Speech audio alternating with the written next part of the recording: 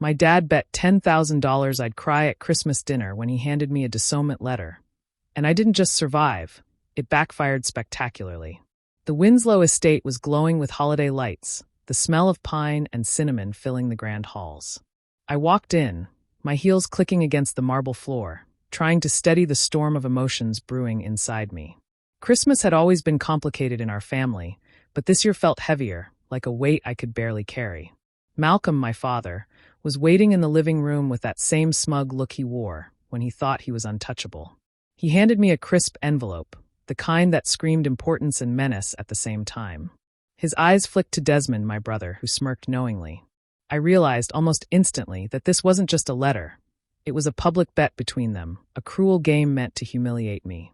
I took the envelope, my fingers steady despite the surge of disbelief. Everyone else in the room acted as if nothing unusual had happened. My mother, Evelyn, quietly arranged ornaments on the tree, avoiding any eye contact. Desmond leaned back in his chair, trying to look casual but failing. Malcolm's smirk widened, a predator savoring the moment he thought would break me. I opened the envelope, my heart hammering against my chest. The letter was formal, cold, and unmistakable. A declaration that I was being disowned, cut off from the family fortune, and expected to leave the house immediately. My first instinct was to crumble, to let the weight of betrayal crush me. But I forced myself to remain composed. I couldn't give them the satisfaction. Not today. Malcolm's eyes searched mine, expecting tears. I swallowed hard, keeping my expression neutral. Desmond shifted in his seat, clearly waiting for me to falter. My mother glanced at me, her face a mask of worry, but she said nothing. The room felt suffocating, the holiday cheer a cruel contrast to the storm unfolding in front of me. I slipped the letter into my coat pocket and exhaled slowly, masking the rage and hurt boiling inside me. This was not the end, it was the beginning. Malcolm thought he had won, thought he had me where he wanted. But what he didn't know was that I had always been good at keeping secrets, at turning pain into strength. This Christmas, he had underestimated me, and he was about to see just how wrong he was. The lights sparkled around me, mocking the chaos in my mind, but I refused to let them see me break. I would survive this. I would survive him. And one day, this letter would be the first step in proving that I was never the weak one. I left the living room as calmly as I could, even though my chest felt tight. The moment I turned the corner, my steps sped up. I pushed open the door to my father's study and locked it behind me. The smell of old books and leather hit me, a smell that used to comfort me when I was younger. Now it only made my stomach twist. I pulled the letter from my pocket, stared at the cold words again, and then crumpled it in my fist. My hands were shaking. I wanted to scream, cry, throw something across the room, but I forced myself to stay quiet. A tear slid down my cheek before I could stop it. I wiped it away quickly, angry at myself for letting even that much escape. Memories flashed through my mind like a reel I couldn't pause. My father's voice telling me I wasn't strong enough. Him deciding which college I should attend. Him cutting off my friends he didn't approve of. Him picking apart every choice I made, as if my life belonged to him. I remembered being 16, standing in this same study while he lectured me for an hour because I wanted to take a gap year. He told me I didn't know what was good for me. He said I had embarrassed the family. That day, I felt small. Today, he wanted me to feel that again, only worse. I sank onto the leather chair, breathing slowly until the trembling in my hands eased a little. I couldn't let this moment decide who I was. My dad had always used power to control me. This letter was just another tool. But for the first time, something inside me pushed back. I wasn't that scared, quiet girl anymore. My phone buzzed. It was Fiona. She had a timing I could never explain. "You holding up?" she texted. My fingers hovered over the screen for a moment before I typed back. "Not really. Can you talk?" She called immediately. The moment I heard her voice, the weight on my chest loosened a bit. I told her what happened, the envelope, the bet, the humiliation. She didn't interrupt. When I finished, she sighed softly. "Harper, this is messed up. But maybe this is your moment to stop letting him control you." Her words struck something deep inside me. "You don't need to fight loud," she continued. "You don't owe him a scene. You can hit him where it actually hurts. Quiet. Smart. Precise." A slow breath left me. I hadn't thought about revenge, not really. I was too shocked, too hurt. But now, the idea of taking back my power didn't seem impossible. It felt right. I looked at the crumpled letter in my hand. It no longer felt like the end of something. It felt like the start. Grief still sat heavy in my chest, but another feeling rose to meet it, cold, clear determination. I wasn't done. Not even close. I walked out of the study later that night with a different mindset. The pain was still there, but now it sat behind a new kind of focus. My dad thought he had crushed me, but instead he pushed me into seeing something clearly. He believed he was untouchable. That belief was his biggest weakness. The first step was small. At dinner the next evening, he started bragging about a new investment he was making, something about a risky tech company. Normally, I would stay quiet to avoid another lecture, but this time I leaned forward and asked harmless questions, questions that made him pause. Are their numbers stable? Did you check their debt ratio? Simple things. Nothing too bold. But I watched his jaw tighten as if he didn't like being challenged. He brushed me off with a laugh, pretending he wasn't annoyed, but I caught the irritation in his eyes. That reaction told me more than he realized. He wasn't used to being doubted. He expected obedience. Over the next few days, I kept going. I pointed out small mistakes he made while talking to guests. I questioned decisions he announced at the table. I made it look casual, even innocent, but the tension slowly built. He started watching me more closely, unsure why I suddenly cared. I didn't show my real intention. I let him think I was simply being difficult. When everyone left the dining room one night, I stayed behind and walked through the hall that led to his office. I knew those rooms better than he thought. I had grown up in this house, listening to conversations I wasn't supposed to hear. I knew where papers were kept, who owed what, and who secretly resented who. And my father, in all his confidence, never imagined I paid attention. I learned a lot just by listening. My mother had her own quiet savings hidden from him. Desmond had debts he didn't want anyone to know about. My father was bleeding money into a project he insisted would work, even though numbers showed it wouldn't. He kept secrets because he believed no one had the courage to look closer. But I wasn't scared anymore. At night, I walked the halls slowly, observing how the staff acted around him, how conversations shifted whenever he entered a room. The more I watched, the more I saw cracks in the image he tried so hard to present. He acted like a king, untouchable, above everyone. He never expected that the person he pushed away was the one who could bring all of it down. Every secret I learned made me stand a little straighter. Every weakness I found made the fear inside me shrink. I wasn't planning something loud or dramatic. I was building something careful, something he wouldn't see coming. For the first time in my life, I felt power growing in me, quiet but sharp. And I knew exactly where to use it when the time came. I waited a few days before making my next move. I needed the moment to feel natural, not forced. My dad always trusted moments where he thought he was in control, so I used that. One morning, while everyone was having coffee in the sunroom, I walked up to him with a calm voice and asked if we could talk privately. I told him I wanted to clear the air after the tension at Christmas. He liked the idea of me apologizing without saying it directly. He agreed instantly. I led him into the small lounge near the stairs, a place quiet enough that anyone passing by could still hear parts of the conversation. He thought it was safe. He didn't know what I planned. As we sat, I began the conversation slowly, acting unsure and soft, letting him feel bigger. I told him I understood his decisions, that maybe I had been too emotional. He relaxed, thinking I was surrendering. Then I shifted just a little. I asked why he always expected perfection from me, but never from Desmond. Why he asked me to be loyal when he wasn't loyal to anyone. Why he preached honesty while hiding things from his own family. He didn't expect those questions. His eyebrows dropped and he straightened up. He tried to laugh it off, calling me dramatic, but I pushed back gently, pretending to be confused. Every time he said something careless, I asked for clarity. He kept talking without realizing he was walking into a trap. At the perfect moment, I raised my voice just a little and asked, "So it's fine for you to lie when it benefits you?" That was when Desmond and my mother came down the hallway. They froze when they heard my words. My dad noticed too late. He tried to cover it with a joke, but I softly asked, right in front of them, "Didn't you hide the company debt? Didn't you tell people it was Desmond's fault?" My mom's face changed instantly. Desmond's eyes widened. My dad snapped at me to stop misrepresenting things, which only made him look guiltier. He kept talking, trying to defend himself, and every sentence he said exposed more of his hypocrisy. He didn't even realize how much he was revealing because he was too busy trying to control the conversation. I felt a quiet satisfaction rise in me.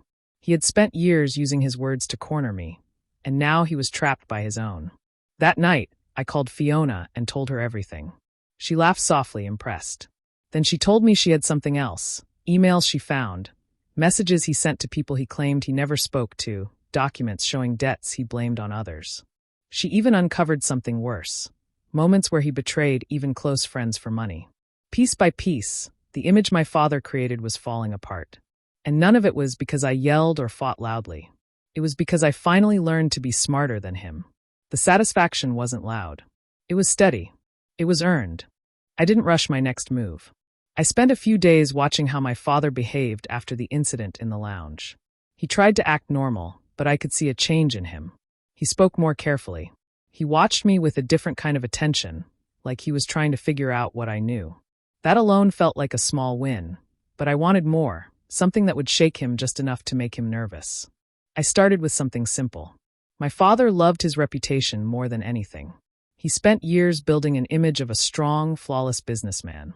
But I knew small cracks existed, and all I had to do was let a few people see them.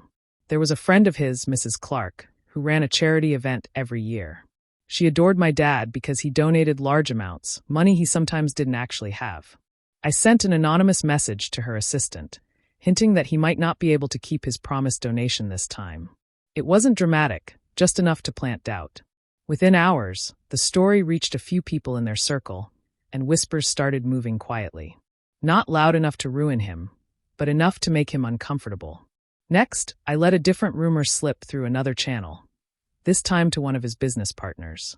Just a simple suggestion that some of his recent investment choices weren't as solid as he claimed. Again, nothing too obvious. Just a seed. Seeds spread faster than people realize. By the end of the week, I could feel the shift. People around him weren't as confident when they spoke to him. They asked questions they never asked before. They hesitated. My father hated hesitation. It made him feel weak. One evening, I walked past his office and overheard him snapping at Desmond, demanding to know who had been stirring things up. Desmond sounded confused, insisting he had nothing to do with it. I almost smiled. My father didn't trust him anymore, even though he had no reason not to. He never thought to blame me. That was the best part. I tested my strength a little more.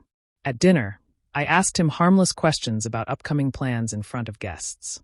Things only he should know. Watching him struggle to keep his cool gave me an unexpected rush. I wasn't attacking him directly, but I was pushing the edges of how much control I had. That feeling, quiet victory, was new to me, and powerful. He grew more suspicious each day, pacing the halls, making phone calls at night, trying to find the source of the rumors. But no matter what he did, he couldn't trace anything back to me. I was too careful. For the first time in years, I felt like I wasn't the one being cornered. I was the one moving the pieces. And he didn't even see my hands on the board. The next holiday gathering came faster than I expected. The house was full again, glowing with lights and music, but everything felt heavier. My father walked around greeting people like nothing in his world could ever go wrong. He didn't know how close things were to falling apart. I watched him from across the room, calm on the outside, steady on the inside. I had spent weeks gathering the truth.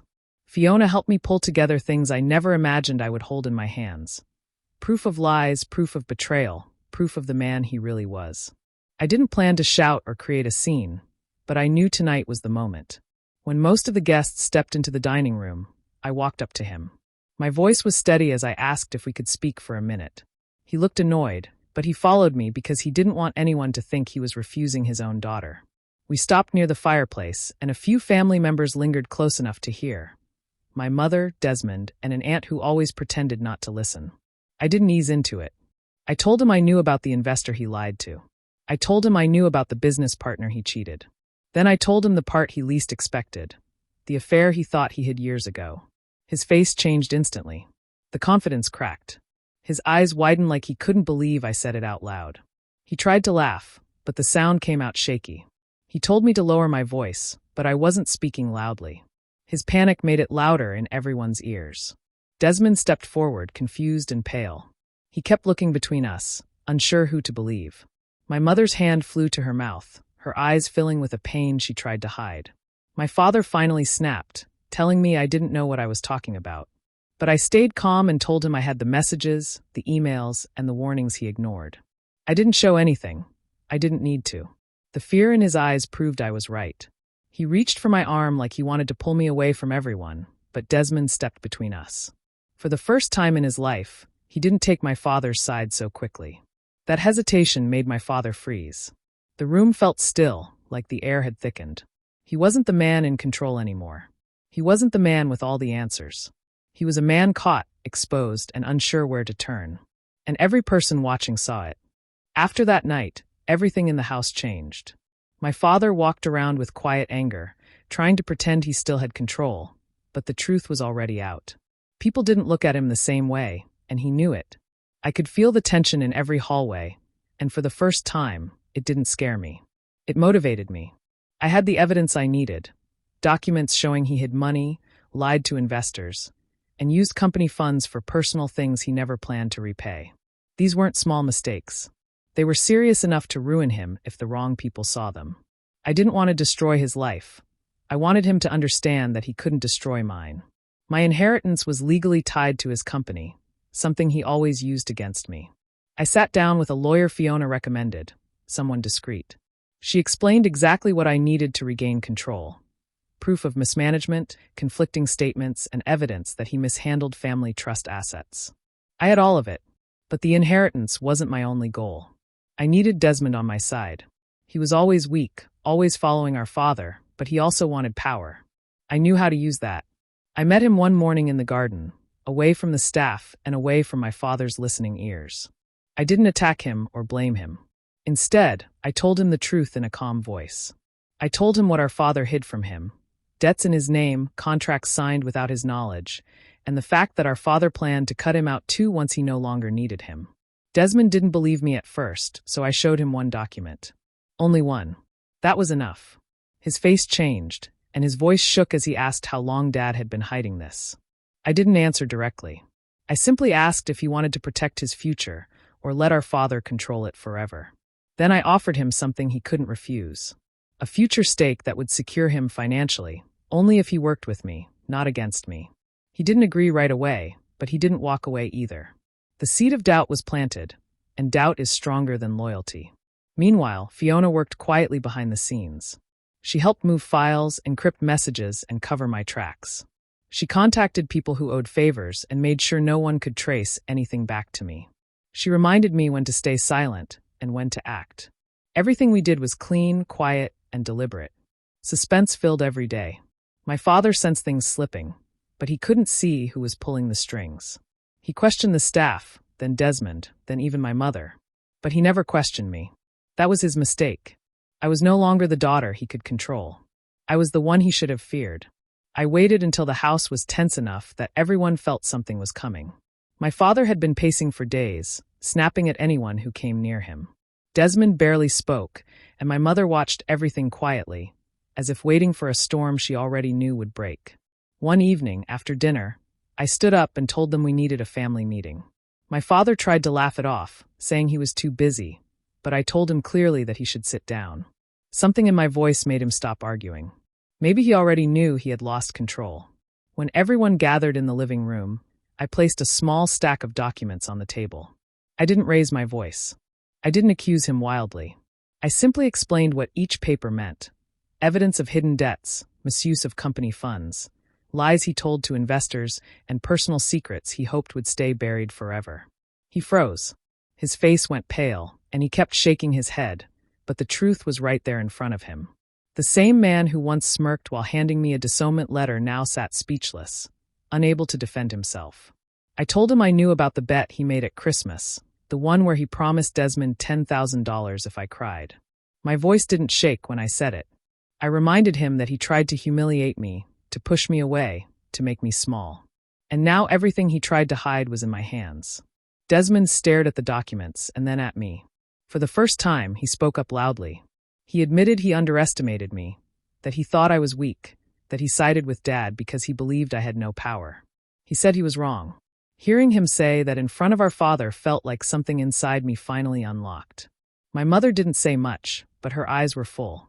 She placed her hand gently on my shoulder, a small gesture, but enough to show whose side she was on. For years she stayed silent, but today she wasn't standing with him. My father finally whispered, "What do you want?" His voice had no strength left. I told him simply, respect, control over my inheritance, an acknowledgement that he crossed a line he never should have crossed. He looked around the room and saw he had no allies left. The bet he made to break me had turned into the moment that broke him instead. For the first time, I felt the weight on my chest lift. Not from revenge, but from justice. I sat across from Malcolm, watching the room fall silent as everyone waited for what would happen next. He looked smaller than I had ever seen him. For years, he acted like he owned every part of my life, my choices, my money, my future. Now he stood there with no power left. The pressure finally caught up with him, and the moment he had avoided for so long became impossible to run from. He cleared his throat, trying to look confident, but his voice shook. He knew there was no way out. Everyone had seen what he did, how far he went, how he tried to control me. The truth was finally open for all of them to witness. I didn't speak. I didn't have to. This was his moment to face everything he had caused. Malcolm slowly turned toward me and started his apology. It wasn't quick or forced. It was heavy, like every word cost him a piece of his pride. He admitted he had crossed every line. He admitted he tried to break me. The room listened shocked, because they had never seen him bend before. But he bent now. He had no choice. This was the only way he could keep the last bit of dignity he had left.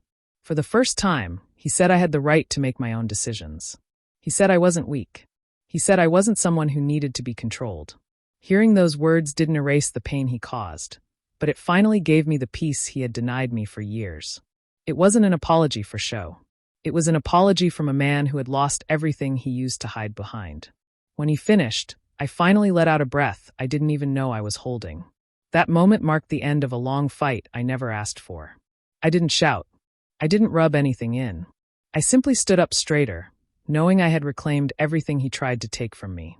My inheritance was mine again, not because of his generosity, but because I earned it back with my own strength. I felt a sense of freedom, like a weight lifted from my chest. I walked out of that room not as the girl he tried to control, but as someone who finally stood on her own terms. This wasn't just revenge. It was justice, and it closed a chapter that had been open far too long. When I woke up the morning after everything happened, Christmas didn't feel like Christmas at all. It felt like the end of one life and the beginning of another. I sat by the window, cup of tea in my hand, thinking about how this whole mess started with a bet my own father made because he believed I would break. He thought I would cry, fall apart, and hand him the victory he wanted. But the night didn't go the way he planned. I didn't cry. I didn't fall. I rewrote the story he tried to force on me. As I looked back, I realized how strange it was that one holiday dinner changed everything. I went in expecting the usual cold comments, the usual pressure, the usual attempts to control me. Instead, I walked out knowing my life would never look the same again. I wasn't the scared daughter trying to please everyone anymore. I wasn't the girl waiting for permission to live the way she wanted. I had faced the one person who tried hardest to keep me small, and I came out stronger. Thinking about it now, the betrayal still hurts. Nothing erases the fact that someone who should have protected me wanted to see me break. But I also learned something important. Betrayal doesn't have to destroy you.